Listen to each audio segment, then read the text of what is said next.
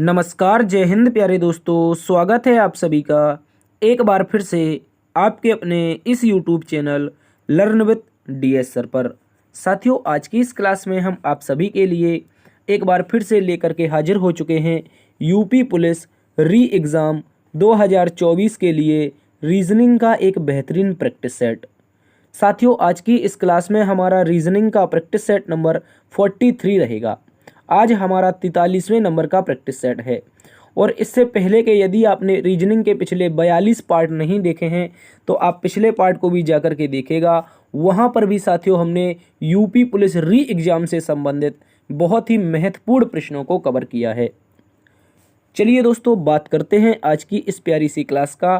तो दोस्तों, इसमें कुछ इस प्रकार से प्रश्नों का अध्ययन करेंगे, जैसे कि आपके सामने क्वेश्चन नंबर 11 जिसमें लिखा है फर्नीचर, मेज और किताबें। प्यारे दोस्तों, 3 शब्द दिए गए हैं, इनके बीच में हमें सही वेन आरेख बताना है।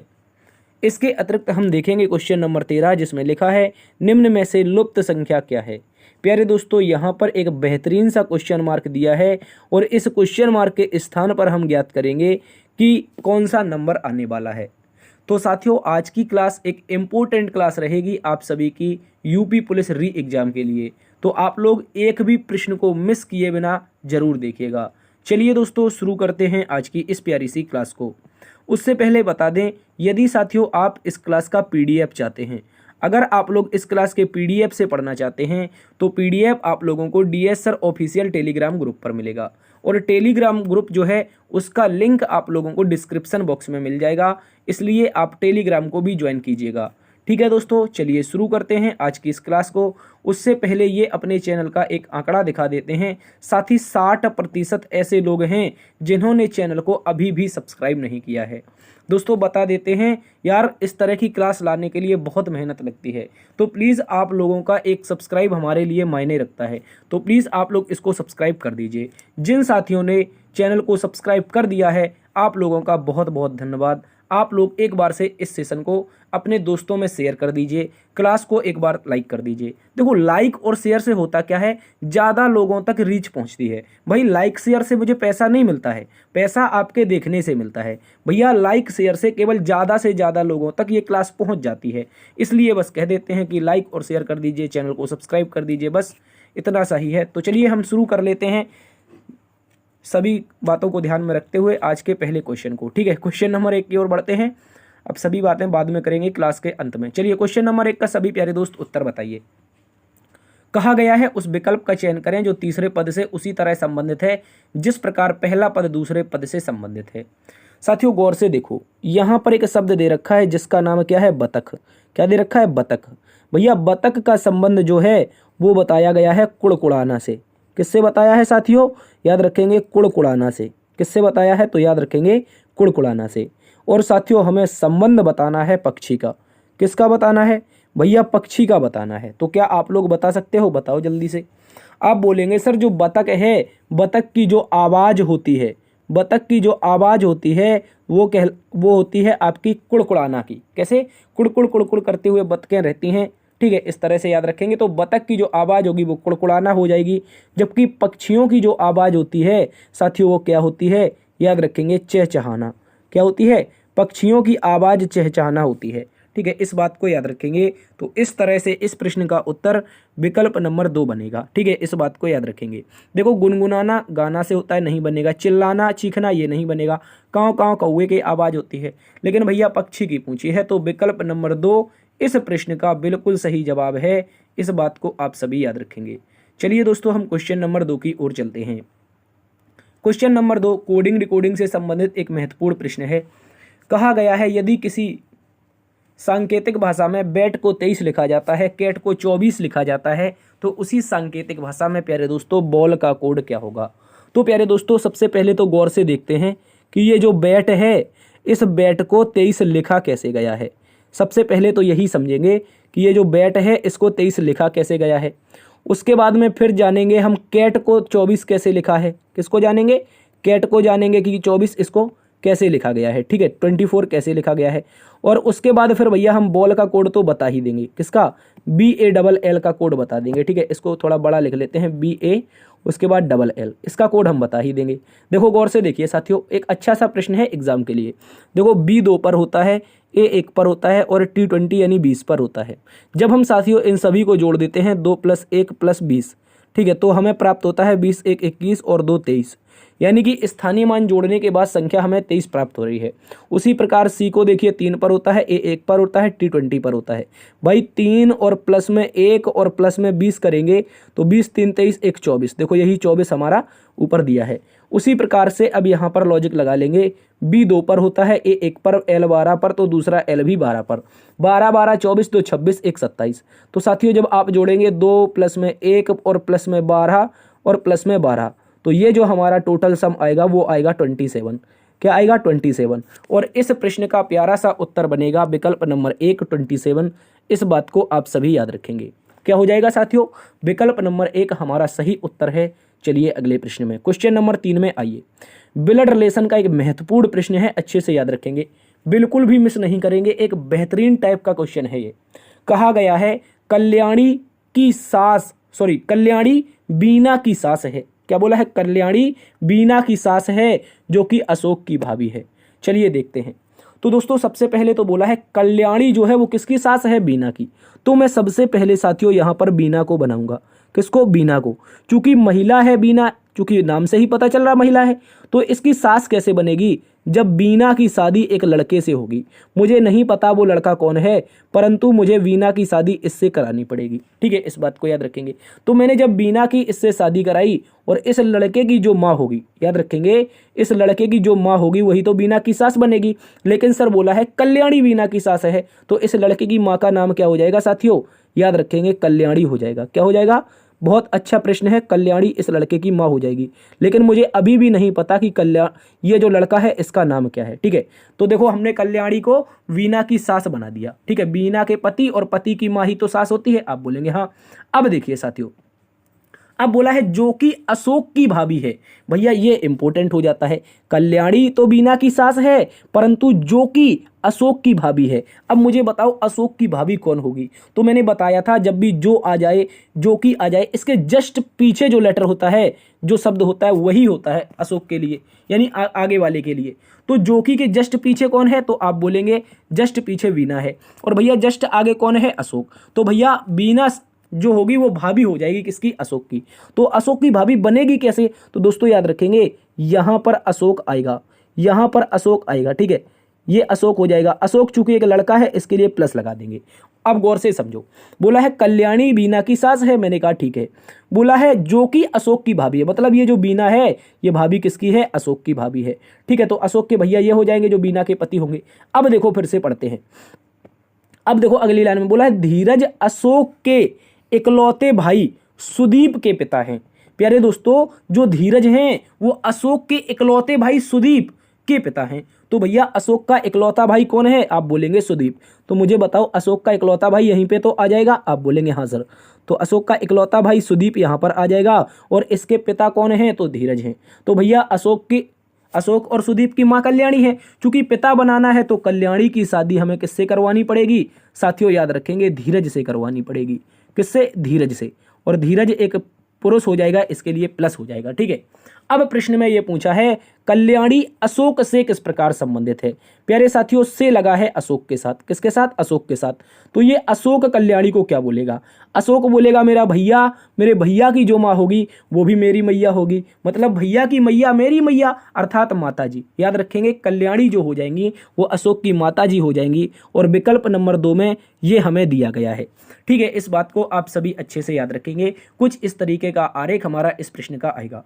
ठीक है, अच्छे से याद रखेंगे। अगले प्रश्न में चलते हैं। क्वेश्चन नंबर 4 कहा गया है साथियों, नीचे दिए गए प्रश्न में कौन सा पद गलत है? भैया ये समस्या हो गई। ये प्रश्न दे रखा है आप लोगों को और हमें गलत बताना है।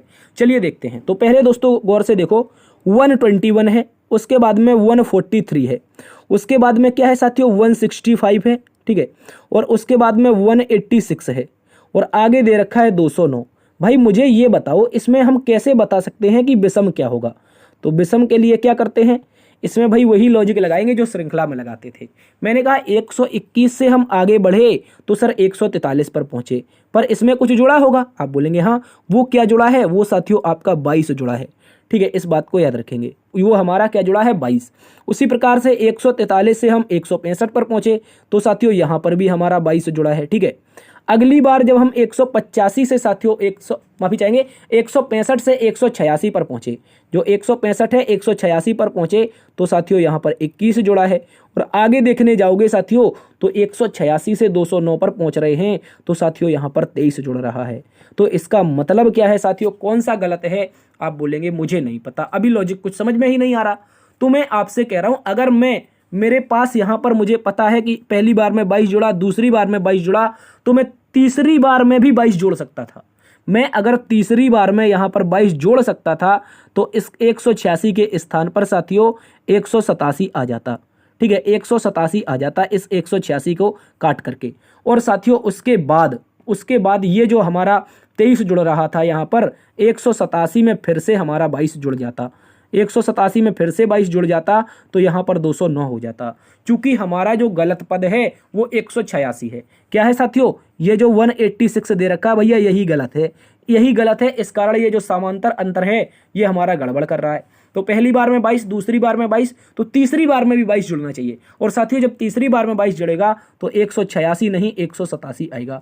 और 187 आएगा तो हम बोलेंगे सर इस प्रश्न का कौन सा गलत पद है? वो साथियों 186 है, विकल्प नंबर सी में दिया है। आई होप आप इस प्रश्न को अच्छे से समझे होंगे। तो बताओ 186 को हम गलत मान लेते हैं, बस हमारा उत्तर बन जाएगा। अगले प्रश्न में चलते हैं। क्वेश्चन नंबर 5 एक महत्वपूर्ण प्रश्न है और इस प्रश्न का उत्तर सभी साथी बताएंगे। कहा गया है नीचे दिए गए प्रश्न में 3 विकल्प एक समान है जबकि एक असमान है, विषम विकल्प की पहचान कीजिए। तो पर पहले गौर से देख लेते हैं। ऐसे प्रश्न को साथियों हम हमेशा स्थानीय मान से करते हैं। स्थानीय मान से जैसे मैंने कहा ए पर जो है वो 1 पर होता है, जो सी है वो साथियों 3 पर होता है, जो एच है वो साथियों 8 पर होता है और आई हमारा 9 पर होता है। उसी प्रकार मैंने कहा डी साथियों 4 पर होता है, एफ हमारा 6 पर होता है और के हमारा साथियों 11 पर होता है, एल हमारा 12 पर होता है। इसके बाद आगे देखो, आगे देखने जाओगे तो यहाँ पर मैं कलर चेंज कर लेता हूँ। मैंने कहा देखो भैया एम 13 पर होता है और एन 14 पर होता है और उसके बाद एस दोस्तों हमारा 19 पर होता है। ठीक है, एस कितने पर? 19 पर होता है और टी हमारा 20 पर होता है। इसके बाद साथियों देखो यहाँ पर आप देखेंगे तो ओ कितने पर है दादा?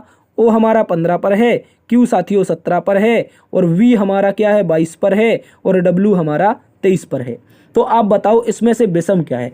आप बोलेंगे सर अब तो आपने कलर अलग ही रख दिया तो वही विषम लग रहा है। वो कैसे? वो मैं आपको बताऊंगा। देखो इस प्रश्न का जो उत्तर है वो तो विकल्प नंबर सी है, क्योंकि मैंने इसका कलर अलग बना दिया। ठीक है, लेकिन ये है कैसे वो समझो। वो इस कारण है साथियों, देखो पहले और दूसरे के बीच का जब हम अंतर देखते हैं तो यहाँ पर 2 का अंतर है। इसमें जब अंतर हम पहले दूसरे में देखते हैं तो 2 का अंतर है।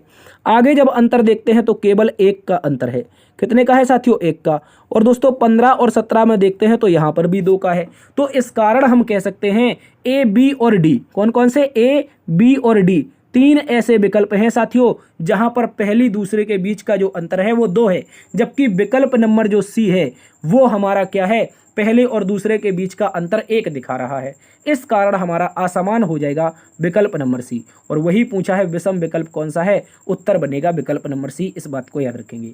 आगे देख लो लॉजिक। तो भैया प्लस में 5 यहाँ पर होगा, सभी में प्लस 5 होगा। ठीक है, सभी में प्लस 5 होगा, इसमें भी प्लस 5 होगा और यहाँ पर भी प्लस 5 होगा। ठीक है, और उसके बाद में आगे देखेंगे तो फिर से प्लस 1 होगा, यहाँ भी प्लस 1 होगा और यहाँ भी हमारा प्लस 1 होगा और आगे भी हमारा प्लस 1 होगा। ठीक है, इस तरह से। लेकिन वो हमने विषम तो पहले ही यहाँ से ज्ञात कर लिया 13 14 से, क्योंकि 1 जुड़ रहा था। चलिए अगले प्रश्न में, क्वेश्चन नंबर 6 में आइए।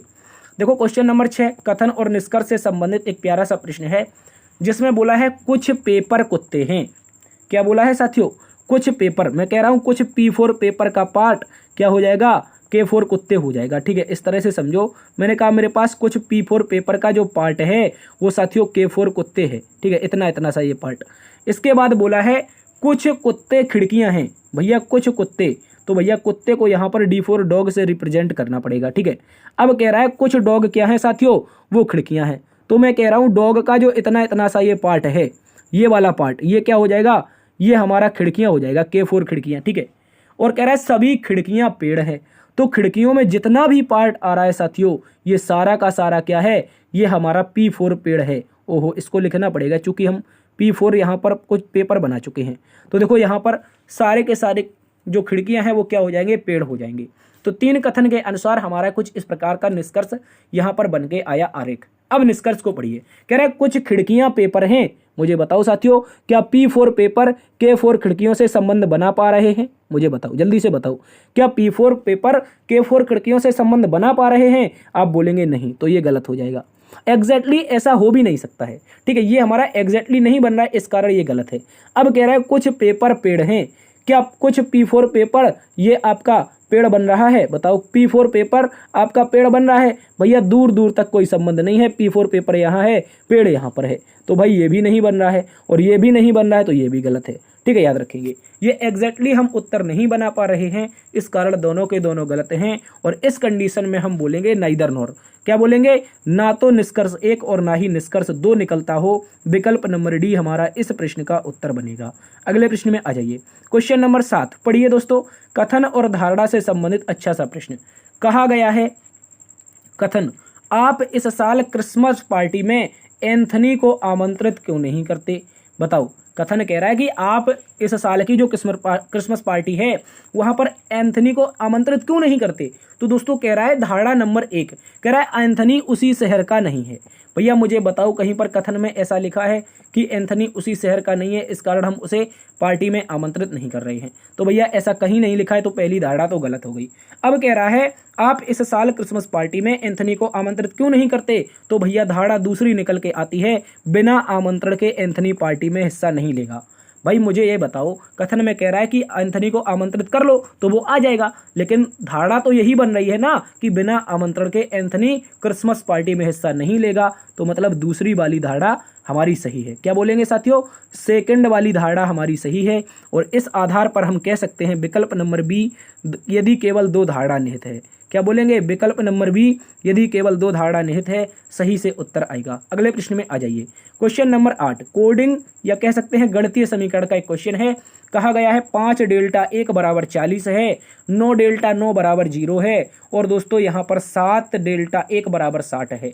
तो 4 डेल्टा 9 बराबर क्या हो जाएगा, ये बताना है। चलिए देखते हैं, चलिए जल्दी से देखते हैं। तो मैं कह रहा हूँ आपसे, आप लोग डेल्टा बराबर साथियों माइनस मान लो। क्या मान लो? डेल्टा बराबर मान लो माइनस, बस यही लॉजिक लगा देते हैं। अब नंबर 1 देखो यहाँ पर क्या है, 5, ये वाला इसको देखते हैं, ये नंबर 1 है। 5 डेल्टा 1 है, तो मैंने कहा डेल्टा के स्थान पर माइनस और बराबर में कितना आ जाएगा, 4। अपने मन से 10 का गुणा साथियों, अपने मन से 10 का गुणा करने जाओगे तो ये 10 चौके 40 हो जाएगा। इसके बाद अब दूसरा देखो, अब दूसरा वाला देखो कहाँ पर है दूसरा वाला, 1 मिनट, इसको थोड़ा नीचे लिखते हैं, इसको थोड़ा नीचे लिखते हैं। दूसरा वाला क्या है, 9 डेल्टा 9 बराबर 0। तो भैया मैंने कहा 9, उसके बाद डेल्टा को हमने क्या माना है साथियों, डेल्टा को, 1 मिनट, 9 कैसे नहीं लिख पा रहे हैं, 9 माइनस 9, डेल्टा को माना माइनस, तो भैया क्या आया 0। और अपने मन से इसमें 10 का गुणा करो। भैया 0 में कितने का भी गुणा कर लो, आप करोड़ों का कर लो, 2-4 करोड़ का, 2-4 ब्रह्मांड का, जिसका भी करना है वो तो 0 ही रहना है। तो ये हमारा 0 रहेगा, तो दूसरा वाला भी फिट हो गया। अब तीसरा वाला देखो, अब तीसरा वाला कौन सा, ये वाला 7 डेल्टा 1। तो दोस्तों मैंने कहा तीसरे वाले को ले लेते हैं, और 7 डेल्टा का मतलब क्या था, डेल्टा का मतलब -1 बराबर कितना हो जाएगा भैया 6, गुणा अपने मन से 10 का करो बराबर में 60। ठीक है, ये लॉजिक हमारा चलेगा। इसके बाद अब आ जाते हैं अपने अंतिम वाले पर, 4 डेल्टा 9 बराबर क्वेश्चन मार्क। क्या करना है, अंतिम वाले पर आते हैं। 4 डेल्टा का मतलब -9 बराबर में क्या आएगा, आप बोलेंगे सर माइनस का 5, गुणा करो साथियों 10 से, तो आप बोलेंगे 10 पंचे 50, यानी कि यहाँ पर 50 आएगा, वो भी माइनस का, याद रखेंगे, वो भी माइनस का 50 आएगा। और माइनस का 50 विकल्प नंबर 3 में है। और साथियों हम इस प्रकार से कहेंगे विकल्प नंबर 3 हमारा सही उत्तर है। जल्दी से बताओ, क्या प्रश्न आपको समझ में आया है? मैंने कहा साथियों डेल्टा के बराबर में आप माइनस मान लो, तो जैसे ही आप माइनस मानोगे और अपने मन से क्या करते जाओगे, 10 का गुणा करते जाओगे, जैसे ही करते जाओगे उत्तर -50 आ जाएगा। इस बात को याद रखेंगे। चलिए क्वेश्चन नंबर 9 में चलते हैं। क्वेश्चन नंबर 9 को पढ़िए और इसका उत्तर बताइए जल्दी से। कहा गया है साथियों निम्नलिखित विकल्पों में से वह शब्द चुनिए जो दिए गए शब्द के अक्षरों का प्रयोग करके नहीं बनाया जा सकता है। बताओ गवर्नमेंट का प्रयोग करके कौन सा लेटर नहीं बना सकते हैं? तो सबसे पहले हम लिखेंगे G, उसके बाद O, उसके बाद VE, ठीक है, BER गवर, उसके बाद एन गवर्न, उसके बाद मेंट एम ई और एन और टी। तो दोस्तों ये तो भैया हमारा गवर्नमेंट रहा, क्या रहा गवर्नमेंट। गवर्नमेंट को गौर से पढ़ेंगे, ये गवर्नमेंट होता है दोस्त, ठीक है, GOVERNMENT गवर्नमेंट। अब दोस्तों देखो यहाँ पर क्या हम ऑप्शन नंबर 1 गोट बना सकते हैं GO और T, हाँ बिल्कुल बना सकते हैं, ऑप्शन नंबर 1 बन जाएगा। ओवर बना सकते हैं OVER, भैया over OVER same to same मिल गया, यहाँ पर ये भी बना सकते हैं। क्या नीड बना सकते हैं NEED, तो आप बोलेंगे सर NEE और भैया गवर्नमेंट में तो डी मिलेगा नहीं, और नहीं मिलेगा तो इस कारण हम ये नहीं बना सकते। क्या नॉर्म बना सकते हैं NORM, तो NOR और M भैया नॉर्म भी बना सकते हैं, तो क्या बोलेंगे ये भी बन जाएगा। तो कौन सा नहीं बन सकता है वो साथियों विकल्प नंबर आप लोगों का 3 होगा, और इस प्रश्न का उत्तर भी हमारा विकल्प नंबर 3 होगा कि नीड को हम गवर्नमेंट का प्रयोग करके नहीं बना सकते। क्वेश्चन नंबर 10 आ जाइए जल्दी से। कथन और धारणा से संबंधित एक और महत्वपूर्ण प्रश्न आप सभी के सामने आ चुका है, बताइए। कहा गया है एयरलाइंस एक्स ने यात्रियों का किराया तत्काल प्रभाव से 15% बढ़ाने का फैसला किया। कोई एयरलाइंस थी, उसका नाम एक्स था, उसने यात्रियों का जो किराया है वो तत्काल प्रभाव से 15% बढ़ा दिया। अब दोस्तों यहाँ पर धारणा एक निकल के आ रही है, किराया बढ़ने के बाद भी एयरलाइंस एक्स की सीटों की मांग अपरिवर्तित रह सकती है। बताओ, जब किराया एयरलाइंस एक्स ने बढ़ाया 15% तत्काल प्रभाव से, तो धारणा निकल के आ रही है कि किराया बढ़ने के बाद भी जो एयरलाइंस एक्स है उसकी सीटों की मांग अपरिवर्तित रह सकती है। तो भाई मुझे बताओ, आप बोलेंगे हाँ सर ऐसा तो कुछ कुछ लग रहा है, जैसे मैं कह रहा हूँ कि अकस्मात दिल्ली से अहमदाबाद के बीच का किराया बढ़ जाता है एरोप्लेन का, तो क्या आप दिल्ली से अहमदाबाद जाना बंद कर दोगे? आप बोलेंगे बिल्कुल नहीं सर, किराया बढ़ेगा तो भाई कहीं से ना कहीं से एडजस्ट करना पड़ेगा, मुझे जाना ही है। तो वही तो धारणा निकल के आ रही है कि एयरलाइंस जो एक्स है उसने तत्काल प्रभाव से 15% किराया तो बढ़ा दिया, लेकिन भैया किराया बढ़ने के बाद भी एयरलाइंस एक्स की सीटों की मांग अपरिवर्तित रह सकती है। तो इसका मतलब पहली वाली धारणा क्या है, निहित है। इसके बाद दूसरे में कह रहा है अन्य एयरलाइन कंपनियां भी यात्री के किराए में वृद्धि कर सकती हैं। भाई कथन के अनुसार हमें निष्कर्ष देना है, और यहाँ पर कथन हमारा कहीं भी नहीं ऐसा कह रहा है कि अन्य किराएदार जो कंपनियां हैं एयरलाइंस की वो भी टैक्स बढ़ा सकती हैं। तो ये वाला हमारा बिल्कुल गलत है, क्योंकि ये दूसरी एयरलाइन कंपनियों की बात करने लगा, तो भाई इस कारण ये गलत हो गया। और अब इस स्थिति में हम कह सकते हैं केवल धारणा एक निहित है, ओनली एक धारणा निहित है, याद रखेंगे। ऑप्शन नंबर 1 इस प्रश्न का सही जवाब होगा, इस बात को याद रखेंगे। चलिए साथियों क्वेश्चन नंबर 11 में चलते हैं। बताइए, कहा गया है साथियों निम्नलिखित प्रश्न में सही दर्पण छवि क्या होगी। बताओ इसकी दर्पण छवि क्या होगी, और कह रहा है यदि दर्पण दाएं ओर रखा जाए। भैया दाएं ओर का मतलब है दर्पण यहाँ पर रखा है और इसकी हमें क्या बतानी है, छवि बतानी है। बता दो साथियों, क्या आप लोग बता सकते हो आपके अनुसार क्या बनेगी यहाँ पे छवि, जल्दी से बताओ। तो हम कहेंगे सबसे पहले तो साथियों एक आपका बॉक्स बनेगा, और दर्पण प्रतिबिंब में एक बात याद रखनी है आपको, मैं आज ही बता देता हूं। जो हमारा लेफ्ट होता है साथियों, जो हमारा लेफ्ट होता है, क्या होता है, जो हमारा लेफ्ट वो हमारा दर्पण प्रतिबिंब में जाने के बाद राइट में बदल जाता है। जो वस्तु दर्पण के नज़दीक होगी वो परिवर्तन के बाद भी हमारी नज़दीक दिखाई देगी। कैसे?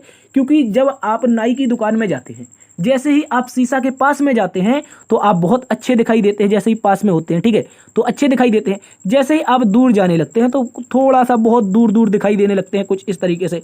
जैसे आप नाई की दुकान से दूर जाते रहेंगे तो ये दूर दिखाई देने लगते हैं। इस कारण हम कह रहे हैं कि जो वस्तु दर्पण के पास रहेगी वो दर्पण के पास ही प्रतिबिंब में भी होगी, बस इस बात को याद रखना है। तो आप बोलेंगे देखो ये सर्कल, ये सर सर्कल दर्पण के पास में है, कहाँ पर है, ये दर्पण के पास में है, तो ये दर्पण के पास में ही नीचे रहना चाहिए। तो हम कहेंगे हाँ सर बिल्कुल रहना चाहिए, आपकी बात रखी जाएगी। इसके बाद सर ये एरो भी ये इसके साथ में है, इसके साथ में सर्कल के साथ में एरो भी तो है, तो मैं कह रहा हूँ बिल्कुल आपकी बात रखी जाएगी, एरो को भी यहीं पर रहने दो। अब दोस्तों इतने से ही देख लो, इतने से ही हमें मिल सकता है हमारा उत्तर।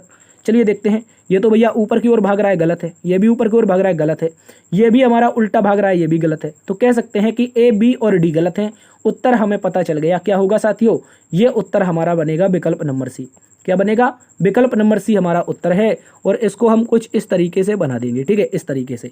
इस बात को याद रखेंगे, ये थोड़ा नीचे टच नहीं करेगी, ठीक है, ये हमारी टच नहीं करेगी, कुछ इस तरीके से बनेगी, इस तरीके से बनेगी। तो ये विकल्प नंबर सी में दे रखी है, सी उत्तर हो जाएगा। चलिए अगले क्वेश्चन में चलते हैं, 12वें नंबर में। कहा गया है साथियों 4 के विपरीत सतह पर कौन सी संख्या होगी यदि एक ही पासे की 4 अलग अलग स्थितियां नीचे आकृति में दिखाई गई हैं। बताओ यहाँ पर आपको 4 का विपरीत बताना है, और एक ही पासा है उसकी 4 अलग अलग कंडीशन दी गई हैं। तो भैया 4 के विपरीत क्या हो सकता है, मैं कह रहा हूँ 4 कहाँ पर है पहले ये ढूंढ लो। तो पहली वाली में 4 तो ये रहा, दूसरी में है नहीं, तीसरी में है नहीं, चौथी वाली में 4 ये रहा, और मैंने एक कंडीशन बताई है साथियों, एक नोट डाल के आप लिख लो। क्या लिखना है कि जब भी दर्पण प्रतिबिंब में विपरीत पूछा, माफी चाहेंगे ये दर्पण में अभी पड़े हुए हैं, ये तो डाइस में आ चुके हैं, ठीक है। अब आप नोट डाल के लिखो, डाइस में क्या लिखना है कि जब भी डाइस में विपरीत पूछा जाता है तो विपरीत सतह ना तो कभी एक साथ छिप सकती हैं और ना ही एक साथ कभी दिख सकती हैं।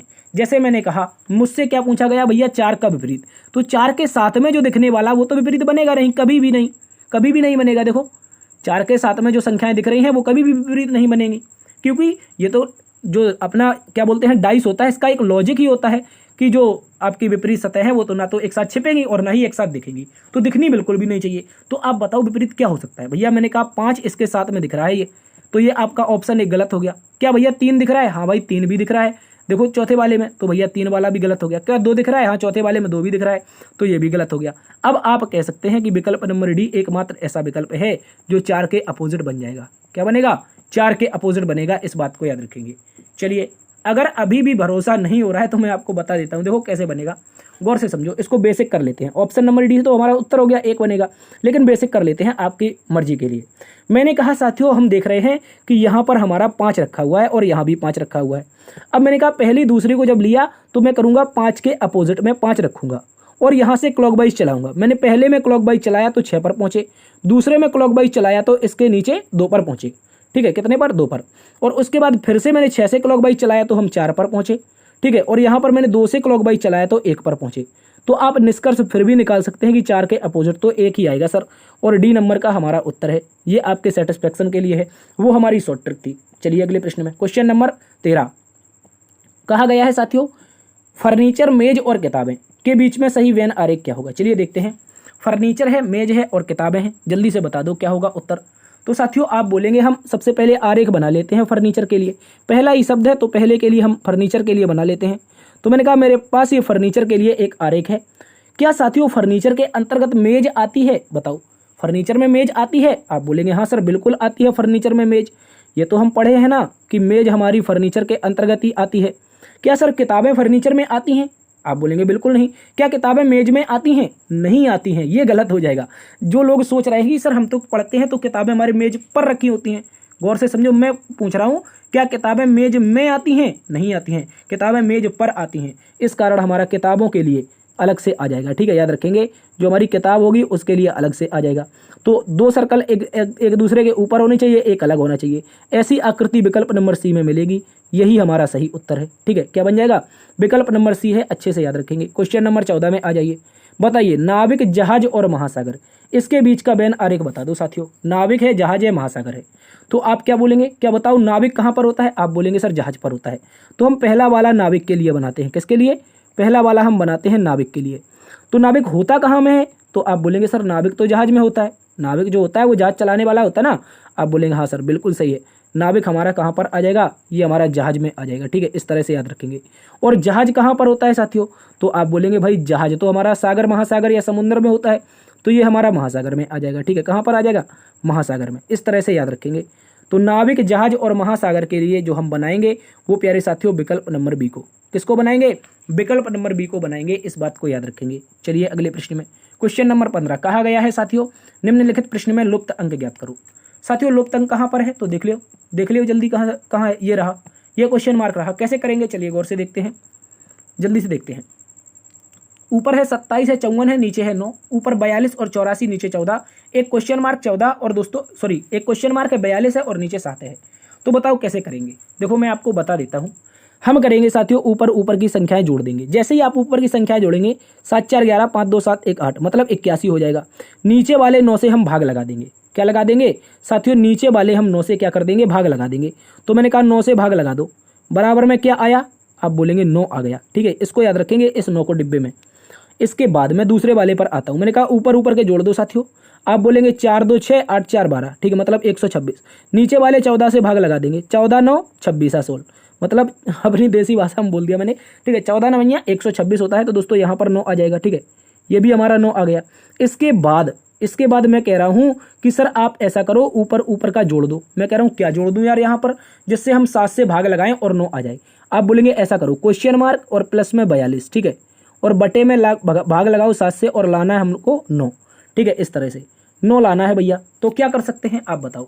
आप बोलेंगे सर ऐसा कर लो, सीधा सीधा कर लेते हैं कि यहाँ पर 9 सत्ते 63, ये गुणा कर लेंगे त्रियक, यहाँ पर त्रियक गुणा कर लेंगे, तो आप बोलेंगे 9 सत्ते 63, तो देखो नीचे कर देते हैं, 9 सत्ते ऊपर 63 हो जाएगा, बराबर में क्वेश्चन मार्क और प्लस में हमारा क्या हो जाएगा 42। जब हम क्वेश्चन मार्क बराबर निकालने जाएंगे तो 63 में से 42 घटेगा 21 आएगा। क्या आएगा साथियों 21, और इस प्रश्न का जो उत्तर है वो 21 बनेगा। क्या बनेगा, इस क्वेश्चन मार्क के स्थान पर कह सकते हैं जो संख्या आएगी वो 21 आएगी। देखो अगर आपको सेटिस्फेक्शन नहीं हो रहा है तो आप क्या करो, पहले 21 को उत्तर लगाओ, विकल्प नंबर सी को उत्तर लगाओ, उसके बाद देखो आप अगर यहाँ पर 21 रखते हैं और उसके बाद 21 42 जोड़ेंगे तो 63 आएगा, और भैया 7 से भाग लगाओगे तो 7 9 63, तो बराबर में 9 यहाँ पर भी आ जाएगा। बस वही तो मैं कर रहा हूँ, वही तो देखो एक बार 9 यहाँ से प्राप्त कर लिया, दूसरी बार यहाँ से, तो तीसरी बार यहाँ से, बस उत्तर हमारा 21 होगा। इस बात को याद रखेंगे। और साथियों बस आज की क्लास में इतना ही रखते हैं, फिर ज़्यादा ओवर हो जाएगा। देखिए एक बार फिर से आंकड़ा दिखा देते हैं, भागना बिल्कुल भी नहीं है, सब्सक्राइब करके जाना है आप लोगों को, ठीक है। जिन साथियों ने नहीं किया है अभी भी उनकी संख्या कितनी है, 60% है यार। मैं इतनी मेहनत करता हूँ आप लोगों के लिए, तो आप लोग मेरे लिए एक बार काम कर दो यार, प्लीज़ सब्सक्राइब कर दो। राइट हैंड कॉर्नर पर एक छोटी सी बटन है, बस टच से दबा दो। क्या करना है, टक से दबा दो सब्सक्राइब के लिए, ठीक है। दबा दो जल्दी से यार, क्या कर रहे हो। जिन लोगों ने सब्सक्राइब कर दिया है आप लोगों का बहुत बहुत धन्यवाद यार। आप लोग क्या करेंगे, एक बार सेशन को लाइक कर दीजिए, ठीक है। इस बार इस क्लास को अगर आप 50 लाइक तक पहुंचा देते हैं, कितने लाइक, छोटा सा मांगा है यार, 50 लाइक करने हैं, कर दो। जो अभी तक देख रहे हैं 50 लाइक नहीं कर सकते क्या, जल्दी से कर दो, ठीक है। मिलते हैं नई वीडियो में, तब तक के लिए क्या कह सकते हैं, बस इतना ही कह सकते हैं। सेशन को देखते रहिए, क्लास इस तरह की निरंतर मेहनत आप लोगों के लिए जारी रहेगी। देखते रहिए, आपका अपना परिवार लर्न विद डीएस सर। मस्त रहिए, स्वस्थ रहिए, खुश रहिए। मिलते हैं एक नई वीडियो में, तब तक के लिए अपना ख्याल रखना। जय हिंद, जय भारत, जय मां सरस्वती।